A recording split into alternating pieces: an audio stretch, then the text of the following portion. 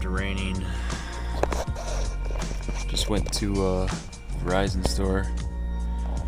I got a new SIM for my card that does like high-speed data, so I can start streaming on Twitch from my phone.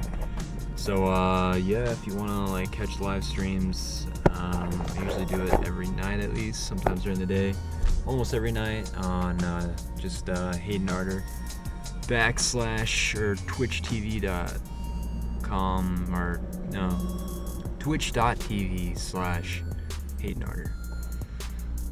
Yeah, you can ask me questions about car life, about DoorDash, about heat, about living in Colorado, living in Arizona, New Mexico, California, and Vegas. Anything, yeah, you can ask me anything. What kind of underwear I wear, what kind of allergies do I have, how many women I've dated, and yeah, anything. But yeah, I'm gonna get back on DoorDash. But it's nice and cool. Man, it's nice not having to not have to use that freaking AC all the time.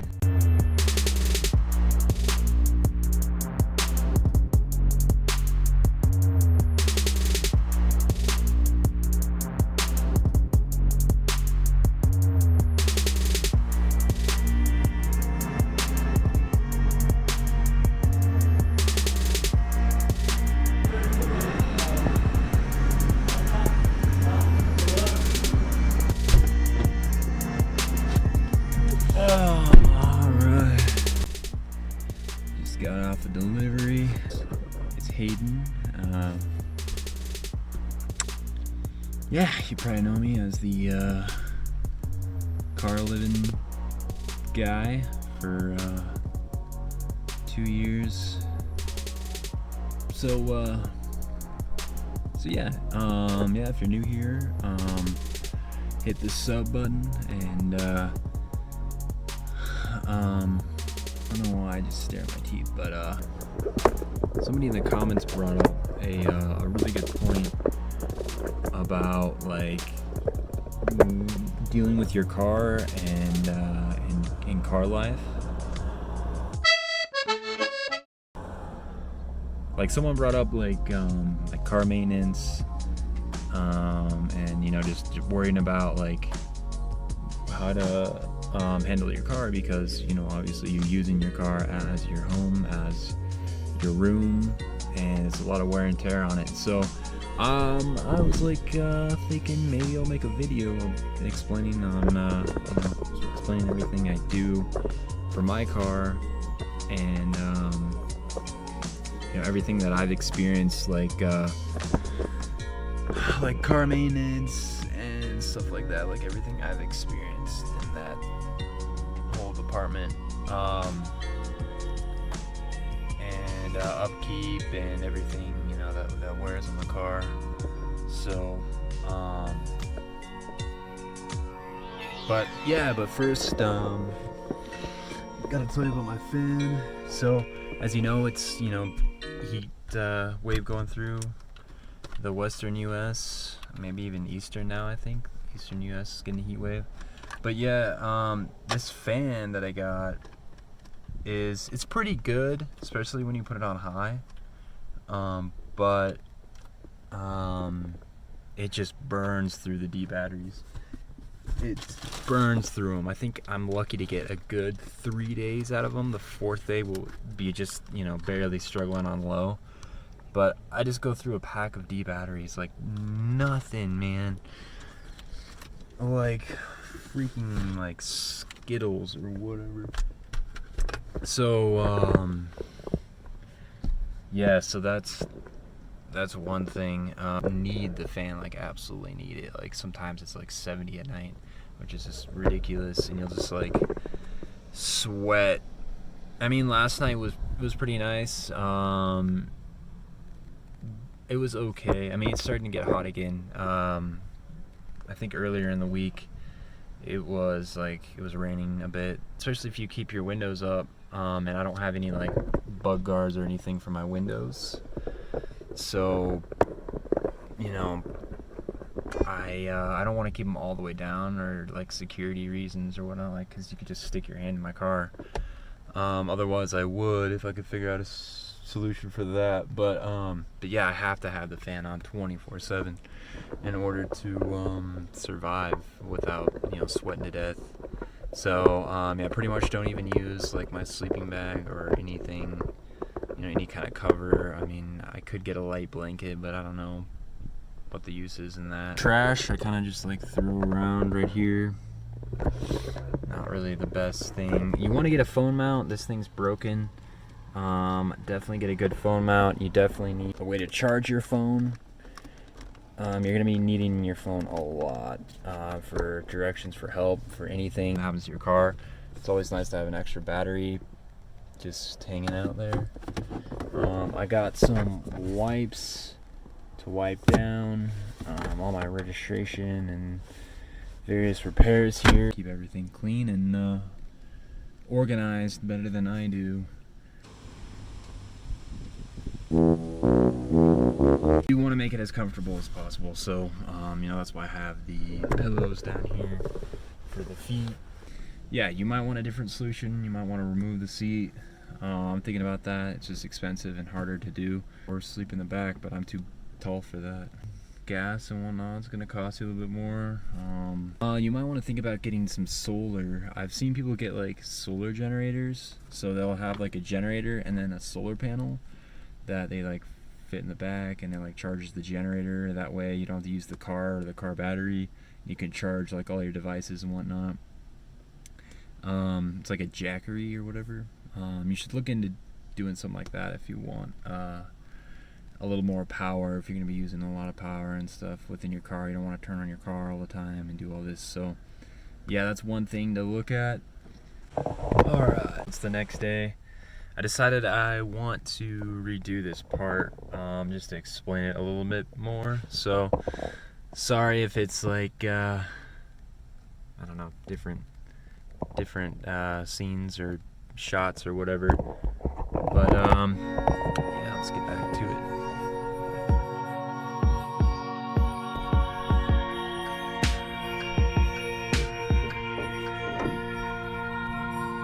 Alright, so first thing, I would say the most important thing is definitely the oil. You know, make sure there's enough in there. Make sure you change it regularly, you know, 5,000-6,000 miles. My car tells me when to change it. I think it's about 5,000-6,000, so I usually do mine around there. Should be good. I know it's like full synthetic, so I think they say maybe 10,000, but I just do it when my car recommends it, so it's like 6,000 or so. The next thing is definitely like the coolant. Make sure it says, you know, there's min and max. Mine's a little bit below the max, which is okay. Make sure that that's you know, at the right level. You know, make sure my car lately feels like it's been running hot. The gauge has been, you know, right where it should be, but yeah, make sure that that is on there. I have a timing chain, but I also have a serpentine belt in my car, and I guess they say around 60,000 to 100,000 change those out. Most people with Acuras and Hondas, I think they do it at the 100K mark. I'm not sure if my car was done because it's used, but you know, eventually I need to get it changed out. Battery, make sure the terminal's all connected correctly and securely. We had to get a new terminal on my car just because it wasn't starting correctly. The thing was falling off, it was corroded, so definitely want a strong connection to your battery. Make sure your battery's good to go. You can always test one at advanced if you need to. Transmission fluid. One big thing about my car is it has automatic transmission fluid, and I heard you need to change it out every 50,000 is recommended, and I don't think I did mine till 100, and you can definitely tell it's darker than it needs to be. So that's one thing that yeah, it's definitely one thing I messed up on, is not changing that out a little more frequently. Next one I would say is tires.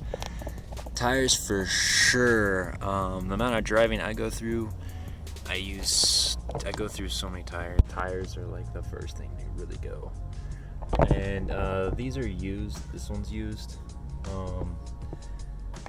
Sometimes you can find really good deals on used tires.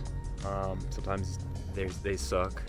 Like the one that I had before this was used, and it was like stripped. I got it for like I think 40-50 bucks. Yeah, probably like 50 bucks. And I got two for 100. And the other one was great.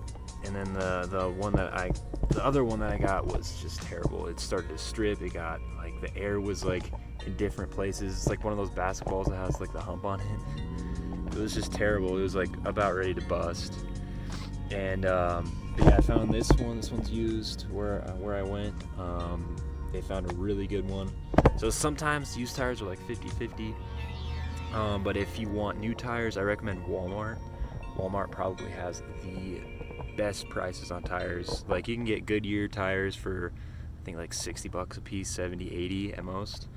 And that's probably the best deal I could find. As well as oil changes, Walmart has really good prices on that. Another thing is too, you'll definitely need like a spare or a flat kit.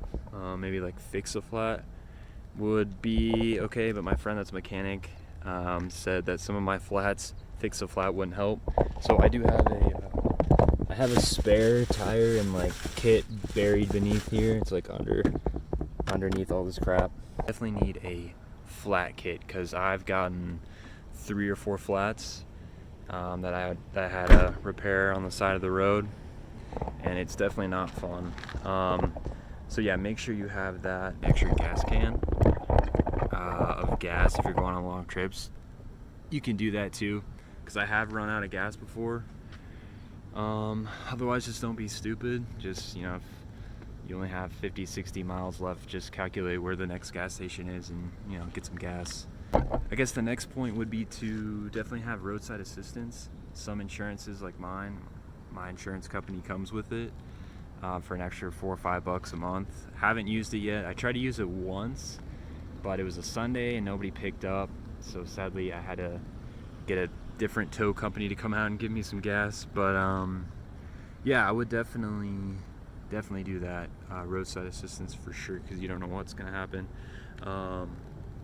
Yeah, one time where I had like a tire blowout, and then like I hit a really bad pothole.